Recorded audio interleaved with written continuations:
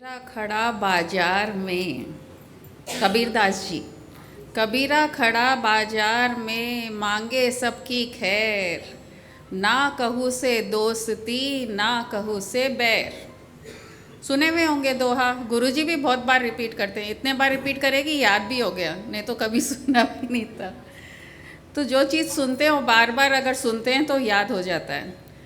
कबीरा खड़ा बाजार में, मांगे सबकी खैर, ना कहू से दोस्ती ना किसी से बैर। अरे ये क्या है, कबीरदास जी क्या बोलना चाह रहे हैं? बाजार में, बीच बाजार में खड़े होके मांगे सबकी खैर, और ना कहू से दोस्ती ना कहू से बैर। वो कहते हैं कि मैं सबका अच्छा चाहता हूँ, सब अच्छे रहे, खुश रहे। मैं वो दुआ करता हूँ सबके लिए कि सब खुश रहे, और दोस्ती भी इतना ही करना चाहता हूँ कि मोह न पड़ जाए। और दुश्मनी तो करनी नहीं है, क्योंकि दुश्मनी करूँगा तो मुझे ही प्रॉब्लम होएगा, क्योंकि जहाँ दुश्मनी वहाँ हमारी नेगेटिविटी शुरू हो जाती है और हमारी लाइफ में प्रॉब्लम्स आ जाते हैं। ना कहू से दोस्ती ना कहू से दुश्मनी। दोस्ती भी नहीं चाहिए, दुश्मनी भी नहीं चाहिए, क्योंकि दोनों अगर हम ज़्यादा इन्वॉल्व हो जाते हैं, मोह में पड़ जाते हैं, तो हमको ही तकलीफ़ देता है। और दुश्मनी भी करते हैं तो उसमें भी हमको ही तकलीफ़ मिलती है। लेकिन वो ये एंगल नहीं देना चाह रहे थे अपने को।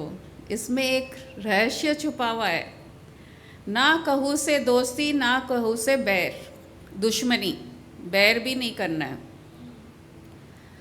कबीरदास जी कहना चाहते हैं कि मोह और दुख हमारे साथ चलते हैं, लेकिन ये सब नश्वर चीज़ें हैं।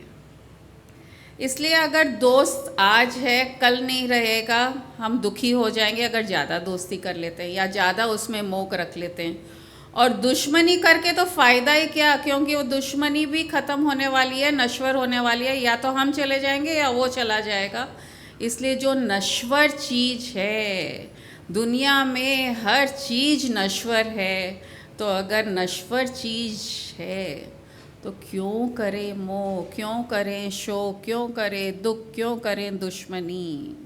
कबीरदास जी हमें ये समझाना चाह रहे हैं कि ये दुनिया नश्वर की ओर जा रही है। हम भी तो नाश होने वाले हैं, हमारी भी तो उम्र बढ़ रही है, हम भी तो मौत की ओर ही जा रहे हैं। हर चीज़ दुनिया में जो हम सोचते हैं हमारा है, जो यहाँ है, ये चीज़ मेरा, वो चीज़ मेरा, वो आज है, लेकिन वो भी नश्वर है।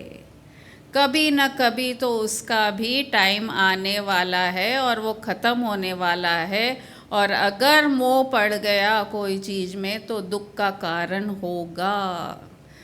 कबीरदास जी यही हमको बार बार समझाना चाह रहे हैं कि ये दुनिया जो नश्वर है, इसके पीछे क्यों तुम इतना मोह कर रहे हो, क्यों इतनी दुश्मनी कर रहे हो, क्योंकि ये रहने वाली नहीं है।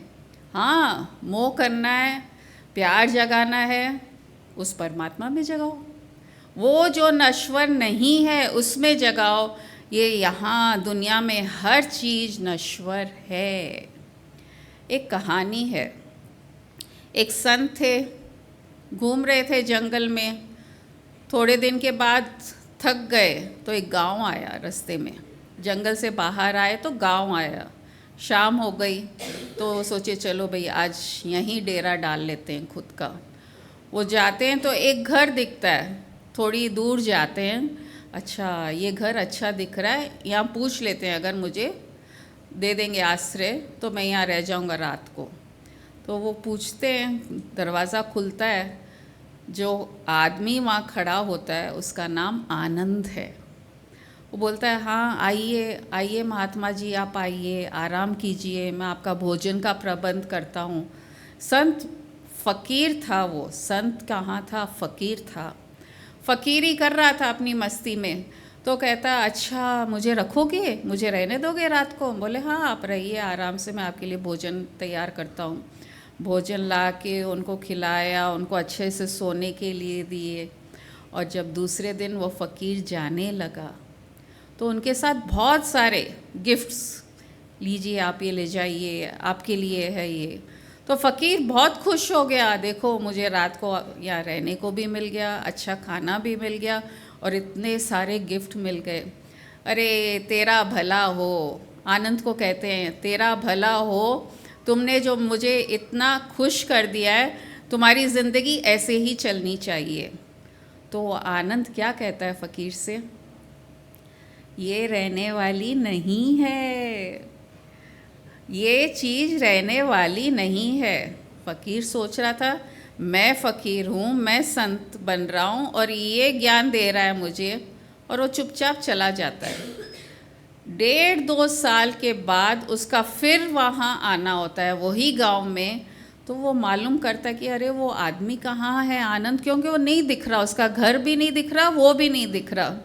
तो बोले वो बाजू के गांव में रह रहा है और ज़मींदार के यहाँ नौकरी कर रहा है। अच्छा इतने बुरे दिन आ गए, जब मैं पिछली बार आया तब तो इतना ध्यान रखा, अच्छा से रखा और इतने गिफ्ट्स दिए मुझे।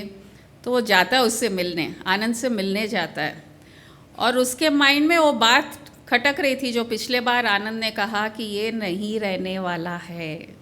तो जैसे ही वो आनंद से मिलने गया तो एकदम शॉक स्टेट पे, कहाँ उसका घर, कहाँ वो रईसी एंजॉय कर रहा था और आज ज़मींदार के यहाँ नौकरी कर रहा है। बोले अरे ये क्या हुआ। बोले कुछ नहीं, आप चलिए मेरी झोंपड़ी में चलिए। टूटी फूटी चटाई पे उनको बिठाया। उनको जाना था फ़कीर को कि ऐसा क्यों हुआ, कैसे हो गया तुम्हारे साथ। एकदम फटी हुई चटाई पे बिठाया और उनको सूखी रोटी दे दिया खाने के लिए। बहुत रोना आया फ़कीर को कि अरे देखो कहाँ था, कैसा हो गया। फिर दूसरे दिन कहता है ठीक है, ऐसी हालत और कोई की ना हो, मैं ये दुआ करता हूँ और तुम वापस अच्छे हो जाओ। तो वो आनंद फिर कहता है फ़कीर से, अरे ये भी नहीं रहने वाला, अरे ये भी नहीं रहने वाला। ये फ़कीर फिर सुन के, ये संत है या मैं संत हूँ। तो बोलता है क्यों।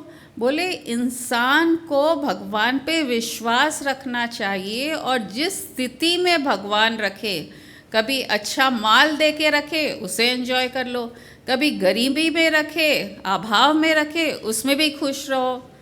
ये ज्ञान लेके वो रोते रोते फ़कीर चला गया। अरे इसकी क्या हालत हो गई आनंद की। और वो कहता है कि ये भी नहीं रहेगा। फिर समय गया, फिर 1.5-2 साल के बाद वापस वही कहानी, फिर फ़कीर आता है यही गांव। अब पूछता है आनंद, वो देखो आलीशान बंगला, वो ज़मींदार वाला उधर है आनंद। अच्छा अब इतना अमीर हो गया। बोले हाँ ज़मींदार हो गया, कई ज़मीनों का उसके पास प्रॉपर्टीज़ बहुत हो गई। तब वो फिर जाता है आनंद से मिलने। उसे मालूम पड़ता है कि ज़मींदार जिसके यहाँ ये नौकरी करता था आनंद, उसके बच्चे नहीं थे, और वो इतना खुशी से उनकी सेवा की कि वो ज़मींदार खुश होके मरने के पहले पूरे उसके नाम लिख दिया, आनंद के नाम। तो इतना खुश हुआ फ़कीर, वाह इसका समय बदल गया। तो आनंद से कहता है अरे फिर वही सत्कार, फिर उनको अच्छा खाना।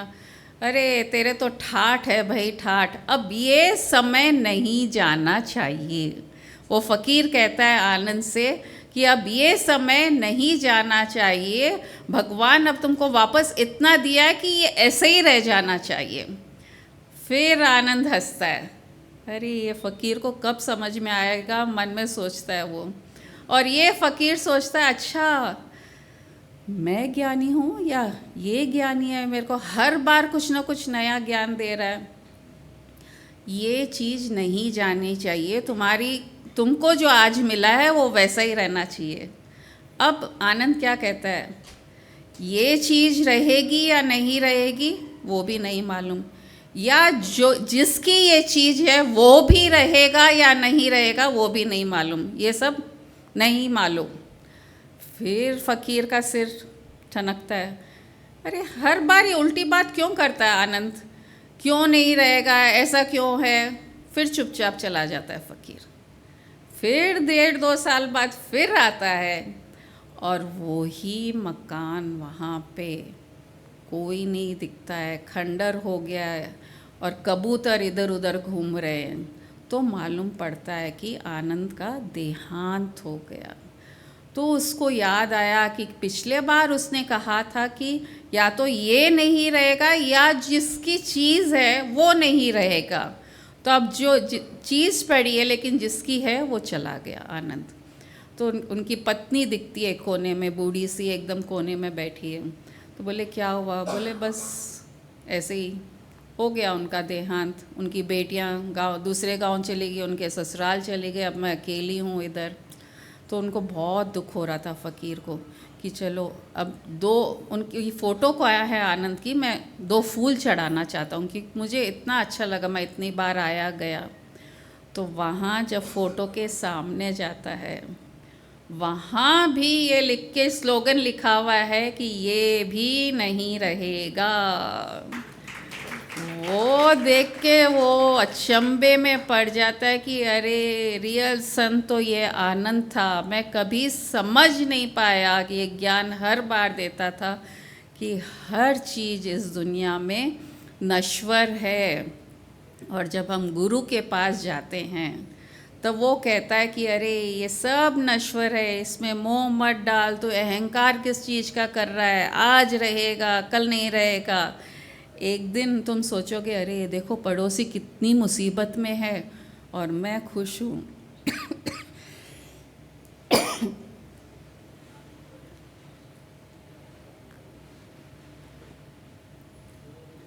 थोड़े दिन के बाद पड़ोसी मज़े में रहेगा और हम मुसीबत में रहेंगे। तो ये दुनिया का रीत है, हर चीज़ नश्वर है। सिचुएशंस सुख के भी नश्वर है और दुख के भी नश्वर है।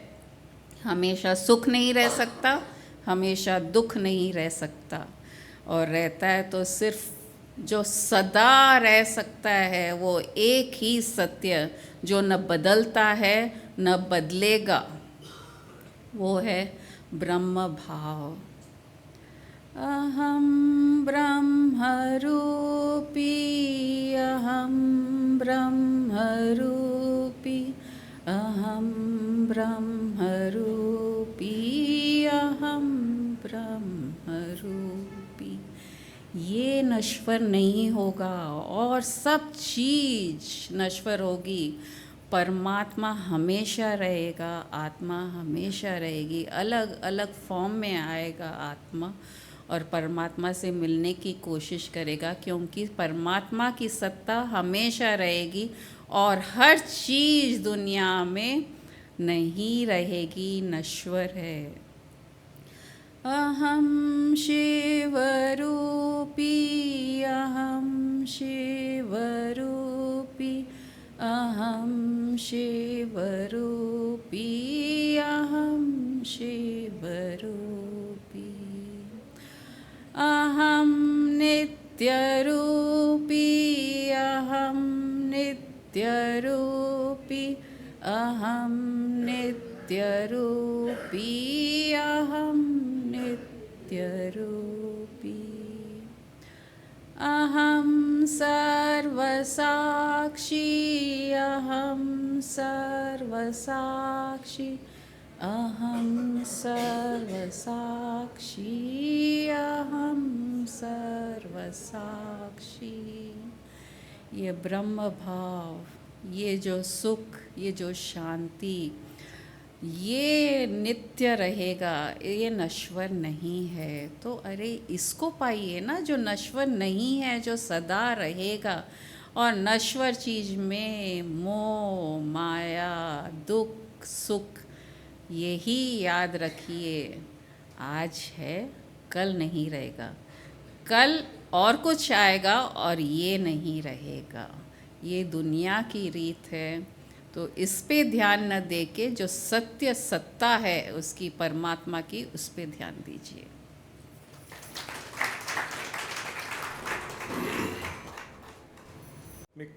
मार्ग का सत्य ज्ञान यही है कि यहाँ सब कुछ नश्वर है, नश्वर और निरर्थक।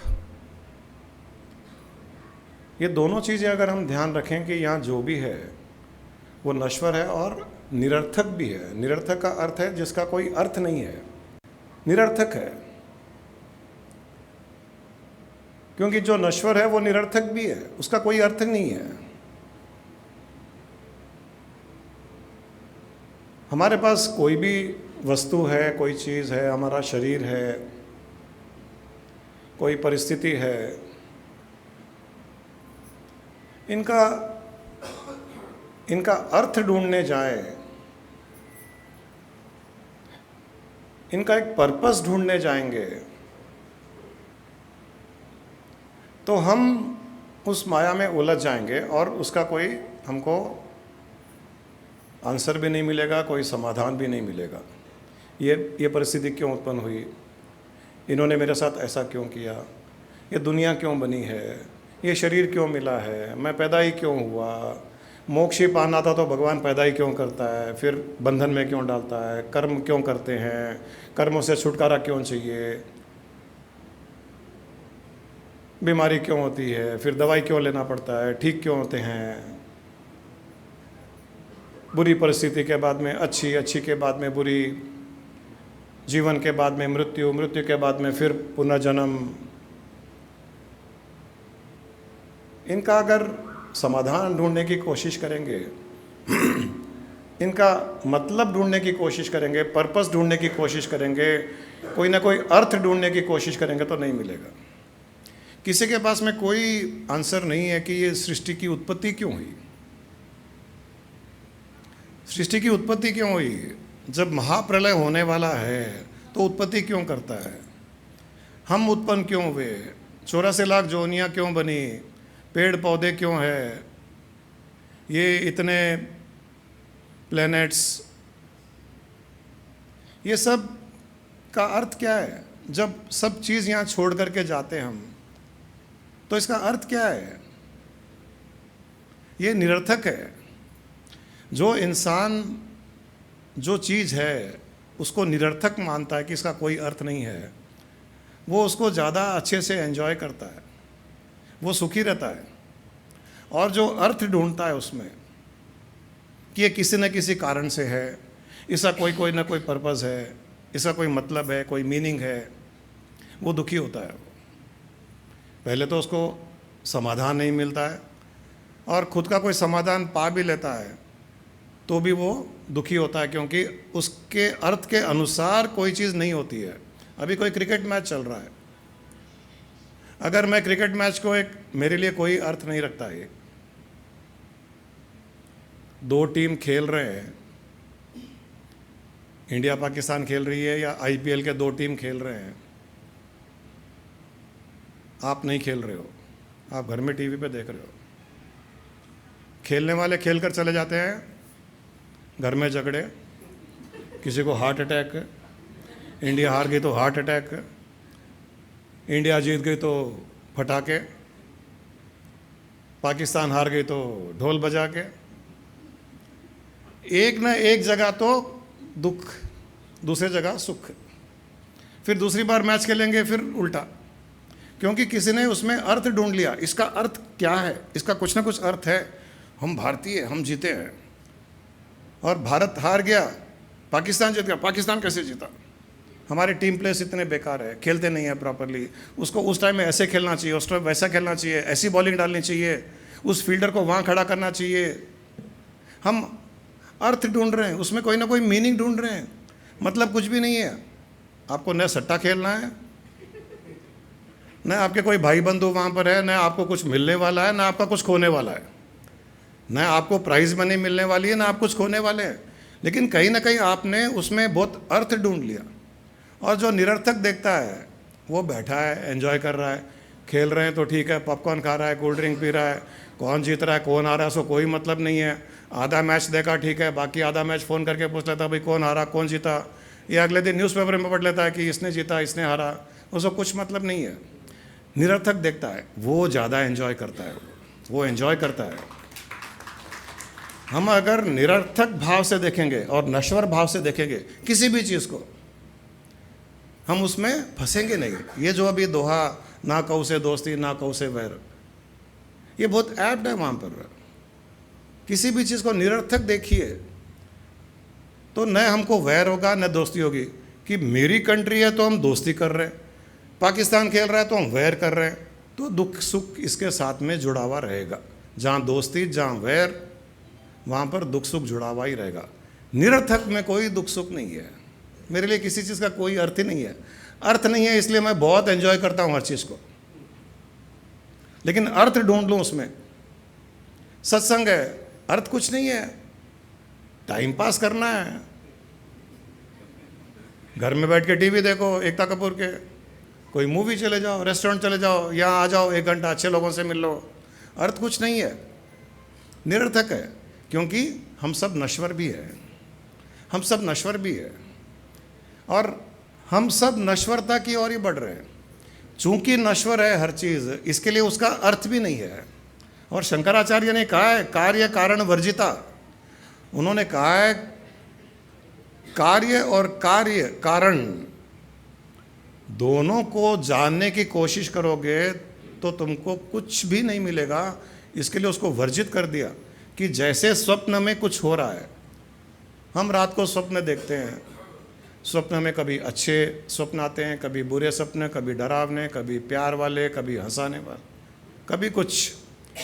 तो उन्होंने कहा कि उस स्वप्न में अगर तुम जो स्वप्न देखा उसमें जो कार्य हुआ और जो कार्य के पीछे जो कारण था उसको ढूंढने की कोशिश करोगे तो तुमको नहीं मिलेगा। इसलिए कार्य कारण वर्जिता कि वर्जित है, न कार्य क्यों हुआ और उसका कारण क्या है, यह स्वप्न में मत ढूंढो। उसी प्रकार जीवन में भी, इस संसार में भी जो हो रहा है और उसके पीछे क्यों हो रहा है, ये ढूंढना वर्जित है, क्योंकि इसका उत्तर नहीं मिलेगा।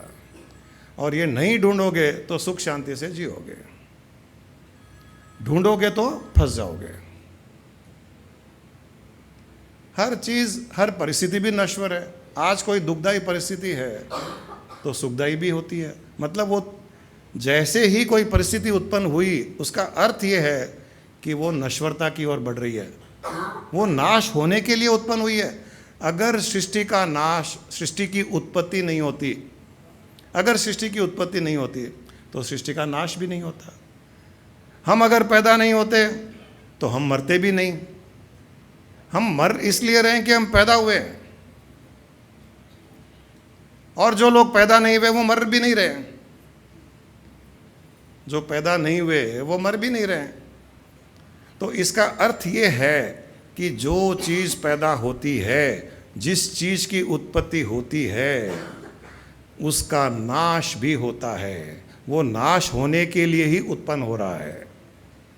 अभी हमारे माइंड में कोई थॉट्स आ रहे हैं, थॉट्स आ रहे हैं, उसका अर्थ एक ही है, वो नेगेटिव हो या पॉजिटिव हो। थॉट्स आ रहे हैं मतलब वो नाश होने के लिए आ रहे हैं। वो भी नश्वर है, क्योंकि उनकी उत्पत्ति हुई। जिस थॉट की उत्पत्ति नहीं हुई उसका नाश कैसे करोगे? आपके मन में अगर किसी के प्रति कोई हेट्रेड नहीं है, दुर्भावना नहीं है, दुश्मनी नहीं है, और कोई बोले भाई तुम दुश्मनी का नाश करो, और दुश्मनी है ही नहीं, नाश क्या करूं? नहीं, तुम दुश्मनी का नाश करो, तुम नेगेटिविटी का नाश करो। अरे नेगेटिव थॉट्स ही नहीं है, क्या नाश करूं मैं? तो मतलब जो नहीं है उसका तो नाश हो नहीं सकता, और जो हो रहा है, जिसकी उत्पत्ति हो रही है, जो पैदा हो रहा है, वो नाश होने के लिए ही हो रहा है, तो उसका नाश भी करने की ज़रूरत नहीं है।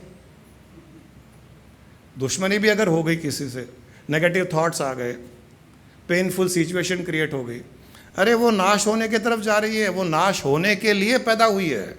हम नाश होने के लिए पैदा हुए हैं, या अमर होने के लिए पैदा नहीं हुए हैं। इसीलिए तो अमर होने का सिस्टम ही नहीं है, और जो अमर है वो पैदा ही नहीं होता। जो अमर है वो पैदा नहीं होता, जो पैदा होता है वो अमर नहीं होता। इतना अच्छा कॉन्सेप्ट है कि हर चीज़ नाश होने की तरफ जा रही है। ये अगर दिमाग में रहेगा, हमारे थॉट्स से हम विचलित नहीं होंगे, हम डिस्टर्ब नहीं होंगे। कोई भी प्रकार के थॉट्स आ जाए, ये नाश होने की तरफ थॉट्स उत्पन्न हुए हैं, इस थॉट की उत्पत्ति अभी जो हुई है, अरे नाश होने के लिए हुई है। वाह, वेरी नाइस। एक परिस्थिति आई, ये नाश होने के लिए आई है। न परिस्थिति अमर रह सकती है, न हमारे विचार अमर रह सकते हैं, क्योंकि हम स्वयं भी अमर नहीं रह सकते, भगवान भी अमर नहीं रहे। राम भगवान भी आए, चले गए जल समाधि लेकर के।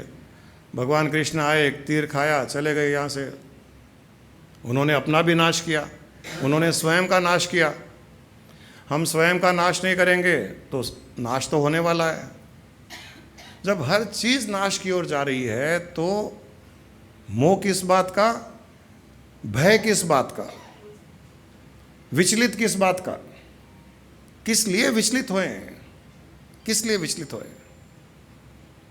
अगर ये समझ में आता है कि यहाँ किसी चीज़ का अर्थ नहीं है, किसी चीज़ के होने में कोई मीनिंग नहीं है,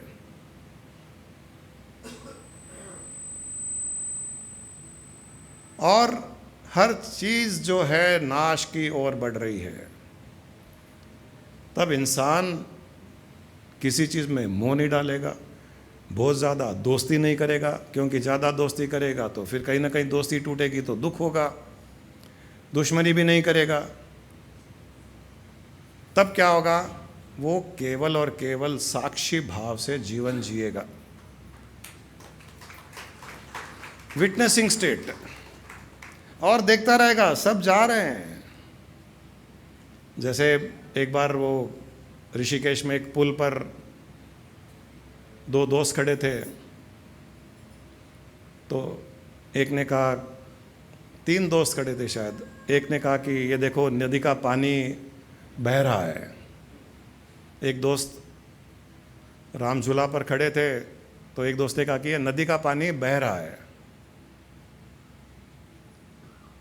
तब दूसरे दोस्त ने कहा ये नदी का पानी भी बह रहा है और ये पुल भी बह रहा है। पुल बह रहा है मतलब नदी का पानी जैसे नाश की ओर चला गया, जो था वो यहाँ नहीं है, आगे चला गया, वैसे ये पुल भी जो है ये भी अपने नाश की ओर बढ़ रहा है। ये भी बह रहा है मतलब वो नाश की ओर जा रहा है, उसका भी नाश होने वाला है। हर पल नाश तो हो ही रहा है, सडनली कोई चीज़ का नाश नहीं होता है। हम पैदा होते हैं तो बड़े होकर के हमारा नाश होता है। कोई पुल है तो 500 साल के बाद नाश होगा, कोई मंदिर है तो 10,000 साल के बाद नाश होगा, कोई पहाड़ है तो उसका 50,000 साल के बाद नाश तो पक्का है।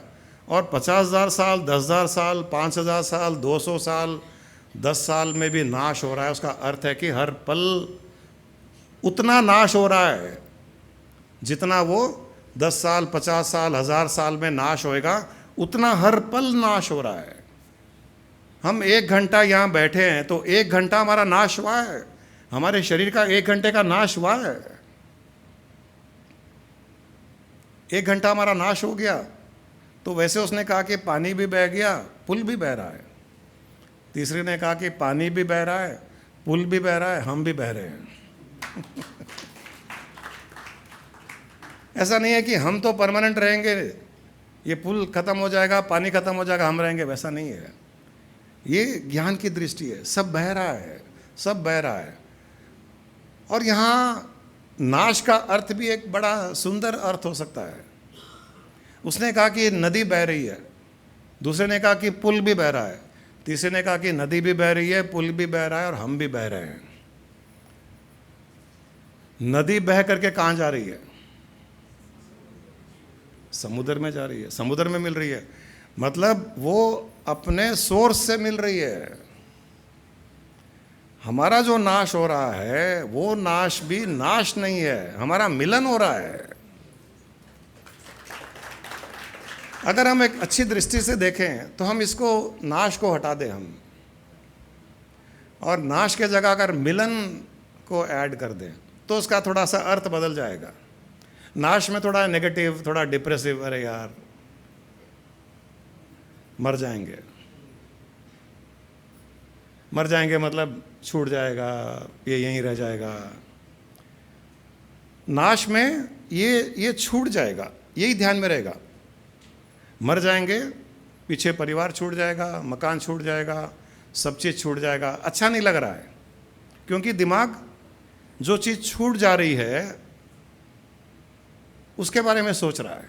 नाश में जो चीज़ छूट रही है उसके बारे में सोच रहा है। मिलन में जिसके बारे में छूट रहा है उसका ध्यान नहीं है, जो बड़ी चीज़ से मिल रहे हैं उसका ध्यान है। मिलन में हम नाश की ओर नहीं बढ़ रहे हैं, हम मिलन की ओर बढ़ रहे हैं, हम योग की ओर बढ़ रहे हैं, हम एक होने की ओर बढ़ रहे हैं। इसमें आनंद है, इसमें आनंद है, इसमें डिप्रेसिव थॉट नहीं है। छोटी चीज छोड़ करके बड़ी चीज से मिलने जा रहे हैं, ओह वाह! इसीलिए तो नदी इतनी तेजी से भागती है। जहां भी आप नदी को देखिए तो ऐसे चल चल चल चल चल करती भागती रहती है, रुकती ही नहीं है, क्योंकि उसको मिलने की जल्दी है, उसको छूटने का गम नहीं है।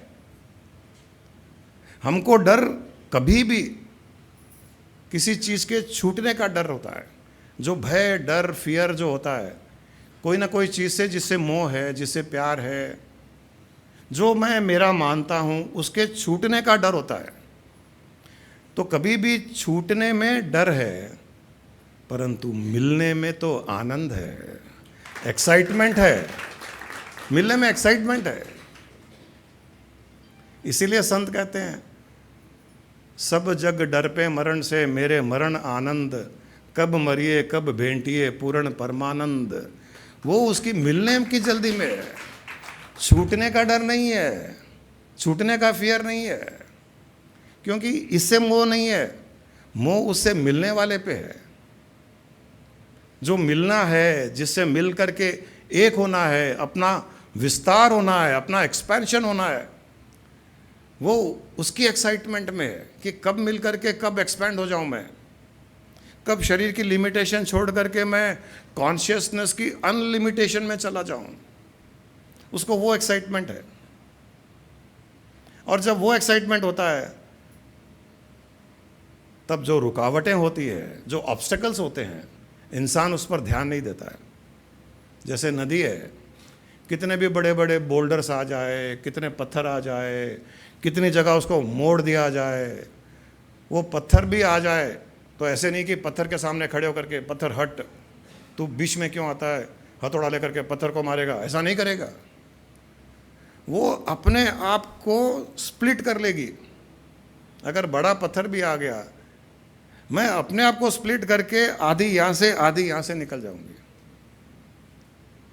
और फिर मिल जाऊंगी पत्थर के बाद में। पत्थर के ऊपर से चली जाएगी, पत्थर के सामने से स्प्लिट हो जाएगी, और कहीं पूरी रुकावट आ गई पहाड़ की तो जमीन के अंदर से चली जाएगी। कितने जमीन के अंदर कितने स्ट्रीम है, हर घर में हमारे बोरवेल है, वो वही है, गंगा नदी है। हम हमारे बोरवेल को छोड़ के हम सोचते हैं कि गंगा नदी में डुबकी लगाएंगे। अरे रोज शावर में डुबकी लगा रहे हो, कहाँ से आया पानी? कि ज़मीन का पानी अलग, गंगा नदी का पानी अलग, जमुना का अलग नहीं, ये भी पहाड़ों से ही आया है। जैसे गंगा नदी पहाड़ से निकल करके निकली है, ये वैसे ही जब उसको, उस गंगा नदी को, उस जमुना नदी को, किसी भी नदी को जब कोई रुकावट, इतनी बड़ी रुकावट आ गई, पहाड़ों की रुकावट आ गई, पत्थरों की रुकावट आ गई, उसके पास जाने का जगह नहीं है, स्थान नहीं है, तब वो अंडरग्राउंड चली जाती है। और अंडरग्राउंड जा कर के उसको जहाँ जहाँ एक जा कर के हज़ारों में बन जाती है, फिर हज़ार लाखों में बन जाती है, लाख करोड़ों में बन जाते हैं। छोटे छोटे छोटे स्ट्रीम सारे धरती के अंदर मिलेंगे।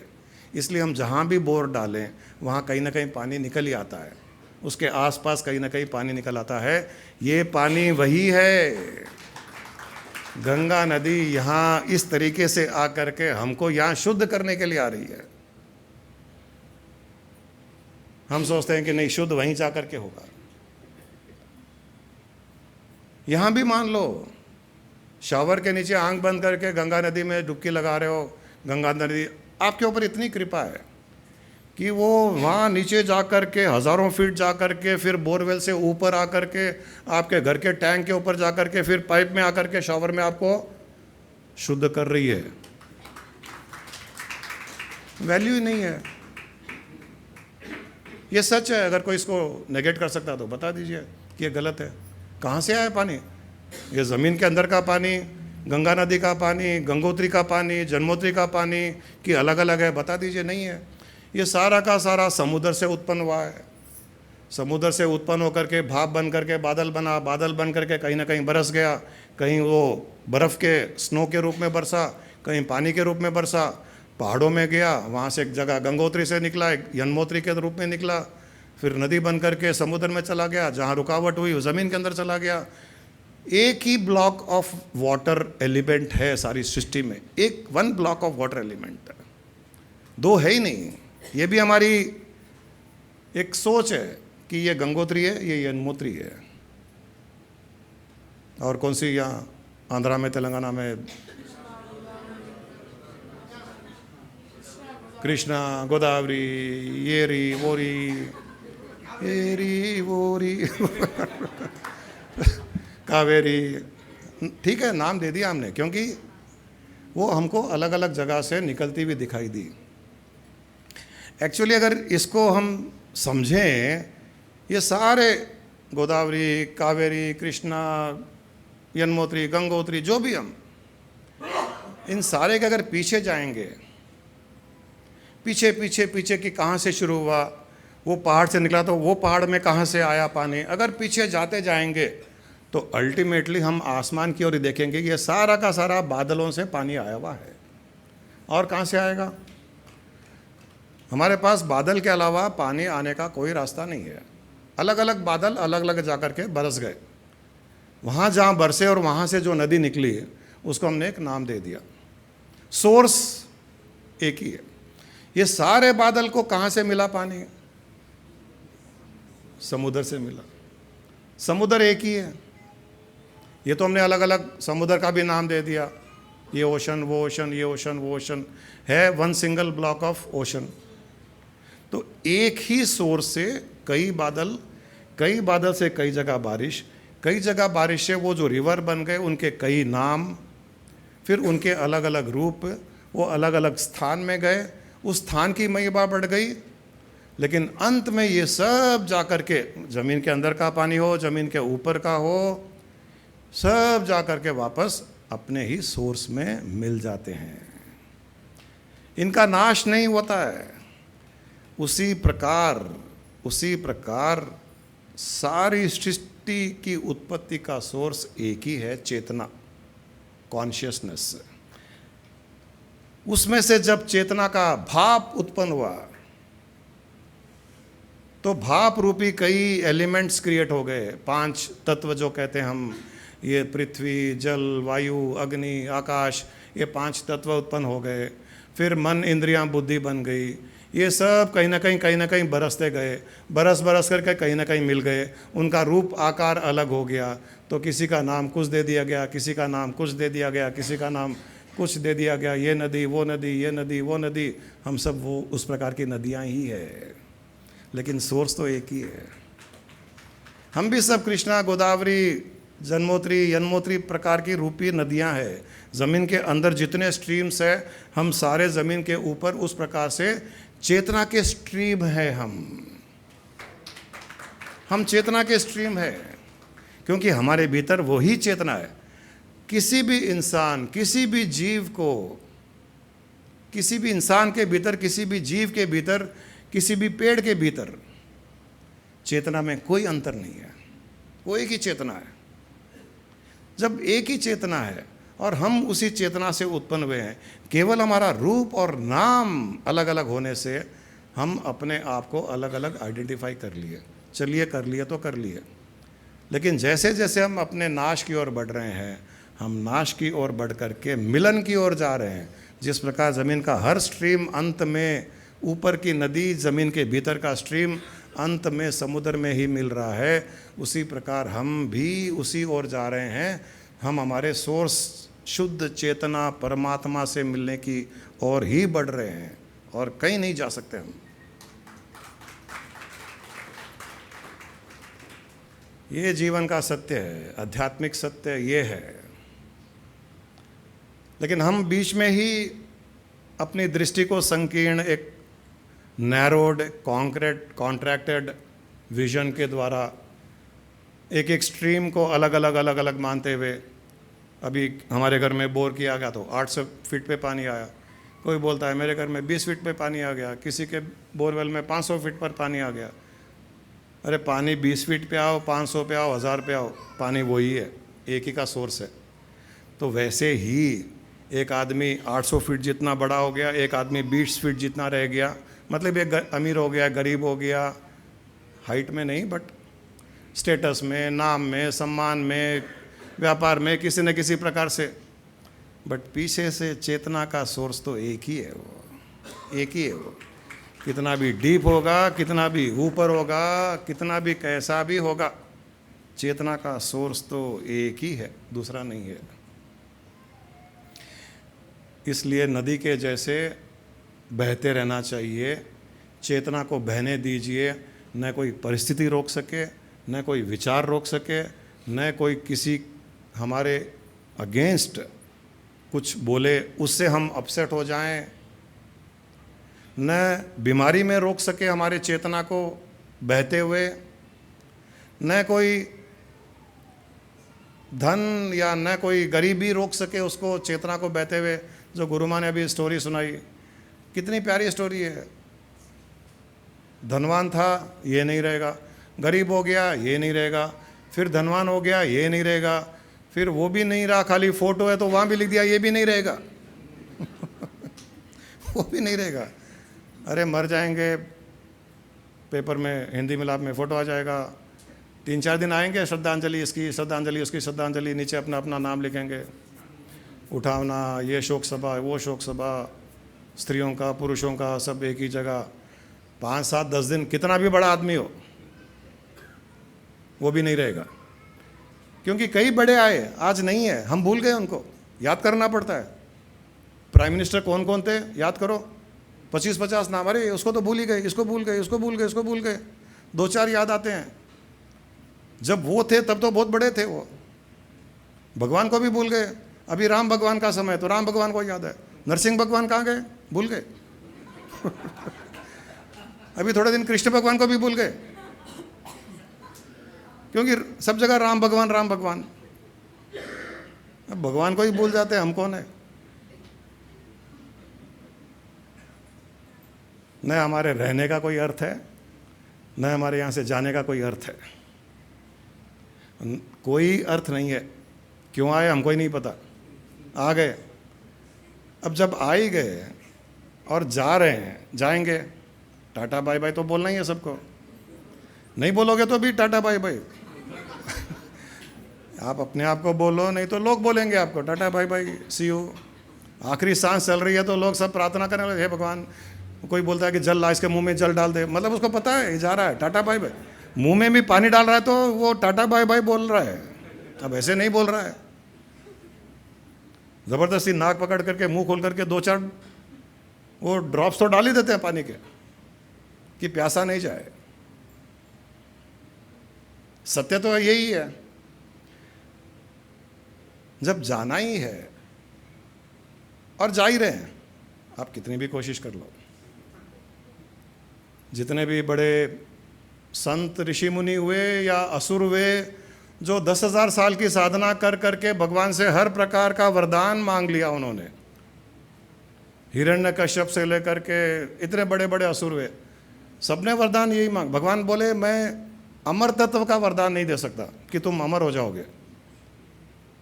भगवान ने किसी को भी अमर होने का वरदान नहीं दिया। क्यों नहीं दिया? भगवान ने अमर होने का वरदान क्यों नहीं दिया? इसलिए नहीं दिया कि वो बोले मैं खुद ही अमर नहीं रहूँगा मैं ही नहीं रहूँगा तो जो मेरे पास ही नहीं है मैं कैसे दूंगा? तो भगवान इसलिए नहीं देते हैं, और कोई कारण नहीं है। हाँ, नहीं देने के पीछे वो कई कारण, नहीं हम नहीं दे सकते हैं, हमारे पास राइट नहीं है। अरे दे क्या नहीं सकते हो? तुम्हारे पास ही नहीं है, तुम ही नहीं रहोगे तो तुम दोगे क्या? अपने तो फैक्ट देखते हैं ना पीछे। तो भगवान इसलिए किसी को अमर होने का वरदान नहीं देते। तो दिमाग वाले असुर क्या करते हैं? अच्छा ठीक है, मैं आदमी से नहीं मरूँ, हाँ ठीक है मत मरे। मैं स्त्री से नहीं मरूंगा, ठीक है नहीं मरेगा। मैं जानवर से नहीं मरूंगा, हाँ नहीं मरेगा। मैं दिन में नहीं मरूंगा, नहीं मरेगा। रात को नहीं मरूंगा, नहीं मरेगा।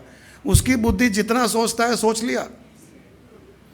अंदर नहीं मरूंगा, बाहर नहीं मरूंगा, जानवर से नहीं मरूंगा, आदमी से नहीं मरूंगा, इससे नहीं मरूंगा, अस्त्र शस्त्र से नहीं मरूंगा, जितनी बुद्धि लगाना सब लगा लिया। लेकिन बुद्धि की भी अपनी सीमा होती है। जितने भी हम कुछ नहीं है उन बुद्धिमानों के सामने। उन्होंने तो इतनी बुद्धि लगाई, फिर एक नई चीज निकलती है उसको मारने के लिए, वो बुद्धि के परे। किसने सोचा ये नरसिंह भगवान ऐसे हो जाएंगे? न आदमी है, न औरत है, न जानवर है, न पुरुष है, न अंदर है, न बाहर है, न रात है, न दिन है। अरे ऐसा भी कुछ हो सकता है क्या? अब अगला राक्षस क्या सोचेगा, फिर वैसे कुछ करेगा।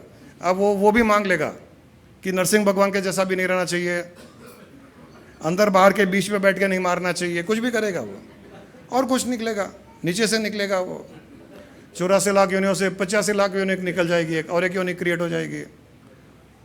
सृष्टि में कोई अंत नहीं है इन चीज़ों को क्रिएट करने के लिए, क्योंकि अंत में सृष्टि का एक ही उद्देश्य है कि इन सबको अपने में लीन कर लूँ।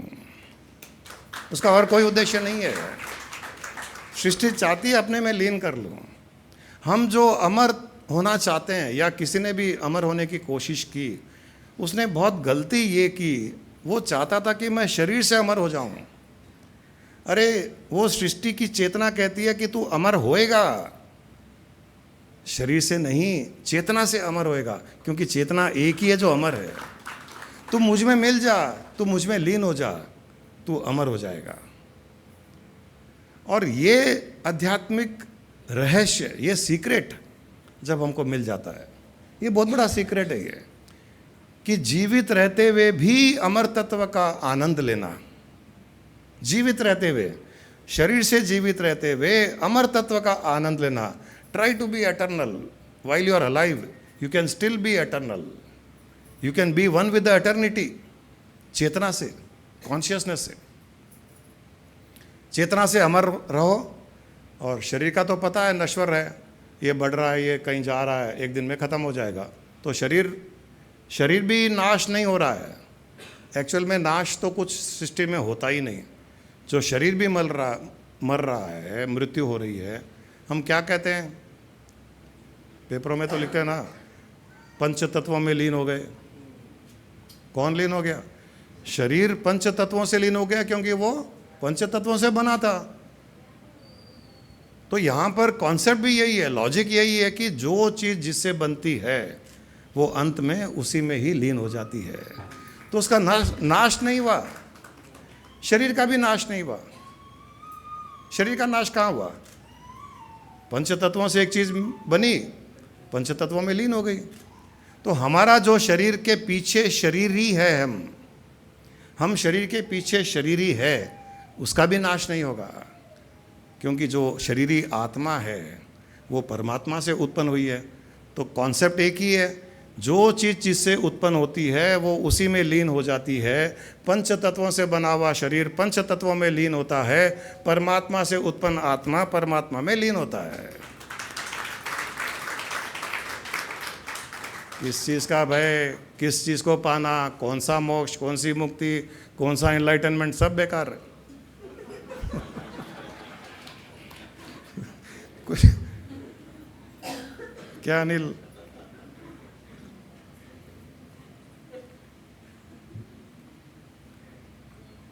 कुछ नहीं करोगे तो भी उसमें लीन होगे। कुछ नहीं भी करो, ये गारंटी है, सबके लिए गारंटी है, एक दिन तो लीन होना ही है। कितना भी नदी को रोक लो, वो मिलेगी समुद्र में। उसके पास ऑप्शन ही नहीं है कि मैं अपने आप को रोक लूँ, ऑप्शन ही नहीं है। क्योंकि वो जो समुद्र में जो मैग्नेटिक फोर्स है ना, वो खींच रही है, ये नहीं बह रही है। हम सोच रहे हैं नदी बह रही है, अरे नदी नहीं बह रही है, उसमें ताकत नहीं है। उसको ग्रेविटी की पुल किसने दी? वो सोर्स ने दी। उस सोर्स में ग्रेविटी की पुल है। आप कितना भी रोकने की कोशिश करो, वो पुल करेगा आपको। तो वैसे ही हमको हमारे परमात्मा की ग्रेविटेशनल फोर्स पुल कर रही है हर मोमेंट। हम अपने आप को रोक करके दुखी हो रहे हैं, प्रेशर में जी रहे हैं, स्ट्रेस ले रहे हैं अपने आप को रोक करके। और छोड़ दो अपने आप को, आप देखो ऐसे मज़ा आएगा। उसमें लीन होने का, उसमें एक होने का। छोड़ दो ये मेरे थॉट्स क्यों आए, नेगेटिविटी क्यों आई, ये परिस्थिति क्यों आई, ये ऐसा क्यों हुआ, बीमार क्यों हुआ, ये पैसे वाला क्यों हो गया, मेरे लॉस क्यों लग गया, गरीब क्यों हो गया, अमीर क्यों हो गया। अरे छोड़ दो सब, ऐसे खड़े हो जाओ, शाहरुख खान खड़े होता है ना ऐसे।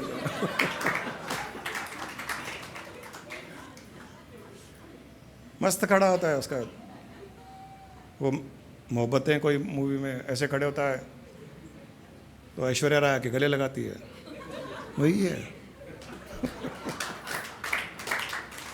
ये लोग खड़े होंगे तो सलमान खान गले लगाएगा, अपन ने खड़े होंगे तो ऐश्वर्या राय गले लगाएगी, या अब वो नहीं लगाएगी तो और कोई लगाएगा, कोई ना कोई तो। हम रोक रहे हैं अपने आप को। जो इंसान, ये एनलाइटनमेंट, ये मुक्ति मोक्ष, ये कुछ नहीं है।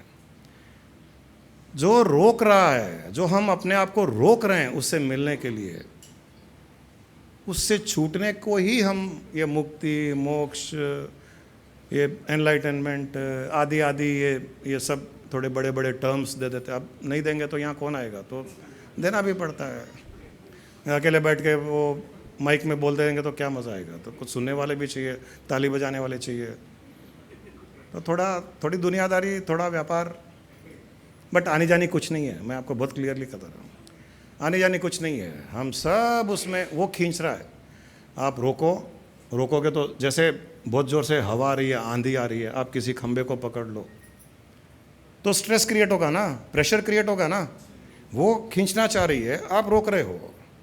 आप समुद्र में जाते हो, अगर वेव्स खींच रही है और आप अगेंस्ट जा रहे हो तो बहुत 100 गुना मेहनत लगती है।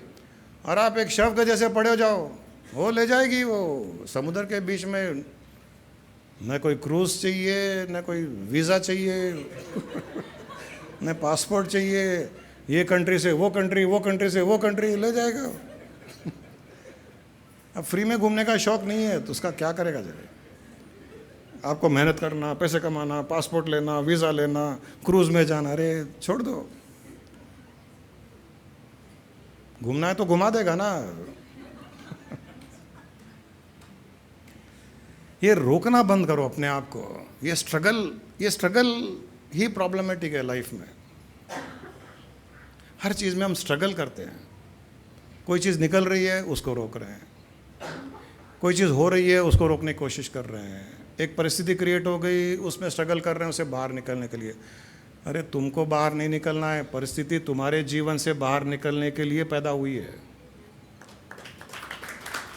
तुमको परिस्थिति से बाहर नहीं निकलना है, वो खुद ही निकलने के लिए पैदा हुई है।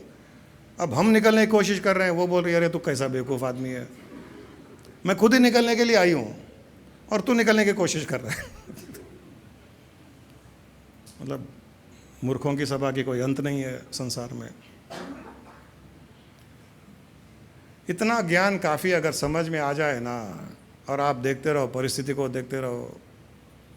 मूवी चल रही है ना, और जब मूवी स्टार्ट हो गई तो आपको पता है ना 2-2.5 घंटे के बाद में तो एंड होने वाली है। तो परिस्थिति भी मूवी है। आदमी आ गया, तकलीफ दे रहा है, स्माइल करते रहो, विटनेस करते रहो, चला जाएगा। घर में गेस्ट आया है, वो रहने के लिए थोड़ी आया है, जाने के लिए आया है। वो आते ही हम है बस टेंशन में। अरे खुश क्यों नहीं होते कि जाने के लिए आया है?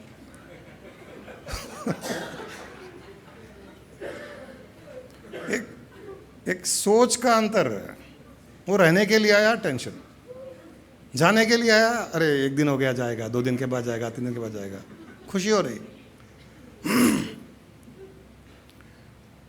हर पल यही भाव रखिए, ये शरीर पंच तत्वों से बना है, अंत में पंच तत्वों से मिलने की देरी या जल्दी उसको है जो वो उसी तरफ बढ़ रहा है। जब भी जाएगा पंच तत्वों में ही मिलेगा, उसके पास दूसरा कोई ऑप्शन नहीं है, क्योंकि हर चीज़ सोर्स में ही लीन होती है, हर चीज़ सोर्स में ही मिलती है। तो शरीर पंच तत्वों से बना है, पंच तत्वों की ओर जा रहा है। मैं चेतन आत्मा परमात्मा से उत्पन्न हुआ हूँ, परमात्मा की ओर ही जा रहा हूँ, बस ख़त्म। दूसरा विचार ही नहीं, बाकी सब यही रहने वाला है। बाकी सब अपने अपने यात्रा कर रहे हैं। हमारा मकान हमारी यात्रा कर रहा है, हमारे परिवार वाले अपनी यात्रा कर रहे हैं, बच्चे अपनी यात्रा कर रहे हैं, माँ बाप अपनी यात्रा कर रहे हैं। अंत में सबकी यात्रा एक ही है। वो मकान भी पंच तत्वों में लीन होने वाला है, उसके भीतर जो चेतना है वो परमात्मा में मिलने वाली है। माता पिता है वो भी शरीर छोड़ करके पंच तत्वों में लीन होंगे, उनकी चेतना परमात्मा में लीन होगी। हमारी भी ऐसी होगी, बच्चों की भी ऐसी होगी, पड़ोसियों की भी ऐसी होगी, सबकी ऐसी होगी। सब एक ही ओर जा रहे हैं। अब अच्छा लग रहा है ऐसे सुन करके कि हाँ सब एक ही ओर जा रहे हैं। नहीं तो मैं मरने की तरफ जा रहा हूँ, मैं लॉस की ओर जा रहा हूँ, वो थोड़ा टेंशन क्रिएट कर देता है। एक बंसल जी जाते थे ना, वो पंजाब से, वो सालासर जी, वो 300 किलोमीटर पैदल, वो कम से कम 10-20 साल तक गए हुए हैं। अब वो 5-10 साल, अब वो जाते हैं 200-500 लोग जा रहे हैं। जब 200-500 लोग जा रहे हैं ना तो थकान नहीं होती है। अकेला जाओ पहुंचेगा ही नहीं। उसको भेड़ बकरियां, शेर, हाथी, रात को चोर डाकू वही दिखाई देंगे। 200 लोग हैं ना, क्या चिंता है।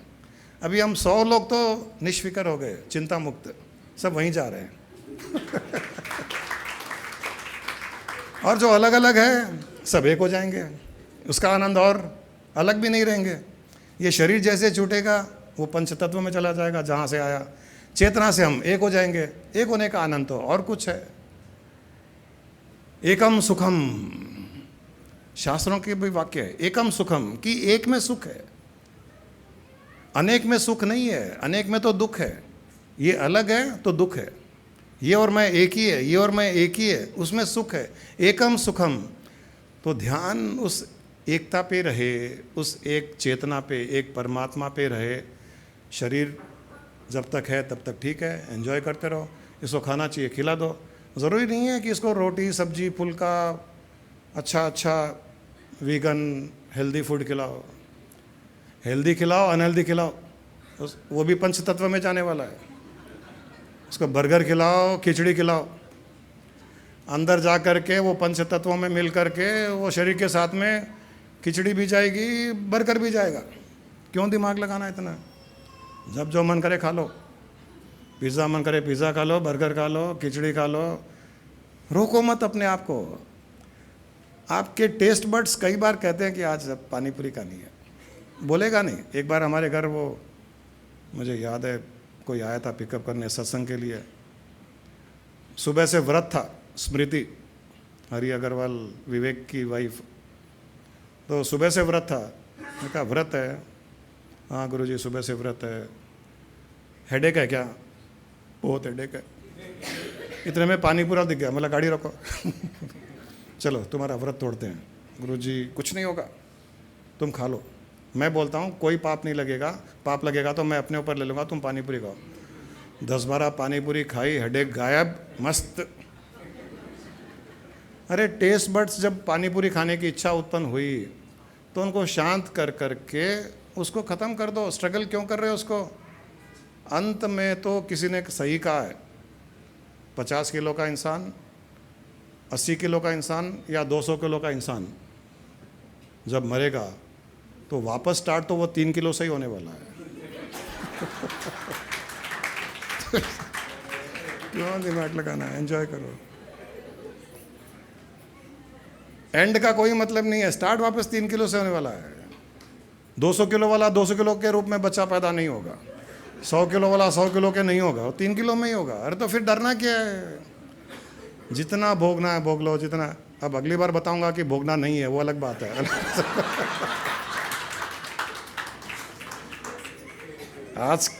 आज ये सत्संग से अगले सत्संग तक जितना भोगना है, जो करना है कर लो, खुश रहो, खुश रहो, दुखी मत हो। न दुखी होना, न किसी दूसरे को दुख देना, वो परमात्मा को पसंद नहीं है। वो करोगे तो परमात्मा डिले कर देगा उसके मर्जर में और कहीं घुमा देगा रास्ता। फिर घूमते घूमते वो यू टर्न, ये यू टर्न, वहाँ ट्रैफिक सिग्नल, यहाँ ट्रैफिक सिग्नल, पूरा घूम जाओगे।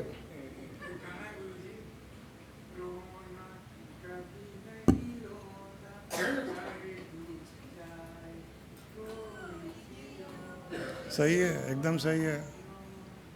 न रोना न रुलाना, ये काम मत करो। रोगे तो भी परमात्मा दुखी, रुलाओगे तो भी परमात्मा दुखी। फिर कई U turn U turn U turn U turn, Hyderabad के यूटर्न के जैसे, कहीं जाना, कहीं जा रहे थे, कहीं पहुंच जाओगे।